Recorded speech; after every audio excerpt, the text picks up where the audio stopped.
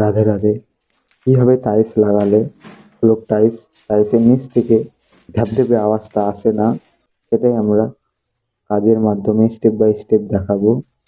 প্রথমে আমরা রুমটাকে ভালো করে পরিষ্কার করে নিলাম। এরপরে রুমটাকে আমরা ভালো করে জল খাওয়ালাম। জল খাওয়ানো অবশ্যই উচিত কাজের আগে। বাড়িটাকে আমরা ভালো করে চেড়ে নিচ্ছি, কারণ বাড়ির ভিতরে নানা রকম ময়লা থাকে।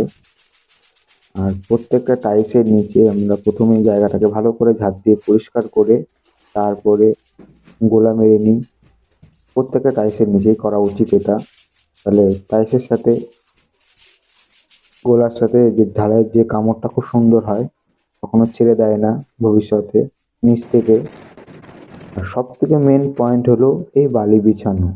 এই বালিটা যদি একটু সময় নিয়ে ভালো করে না বিছালে, তাহলে আপনি যত রকমই প্রসেস মানুন না কেন, সে টালির নিচ থেকে ঢ্যাপঢ্যাপে আওয়াজ আসবেই। তার জন্য বাড়িটা খুব সুন্দর করে বিছাতে হয় সময় নিয়ে। আর প্রত্যেকটা টালির নিচে গোলা মেরে নেওয়াটা খুব ভালো, তাহলে টাইলসের সাথে বালির কামড়টা খুব সুন্দর হয়।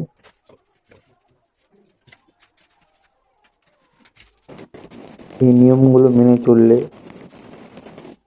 টাইলসের নিচ থেকে ঢ্যাপঢ্যাপে আওয়াজ না আসারই সম্ভাবনা থাকে। ভালো থাকবেন, সুস্থ থাকবেন।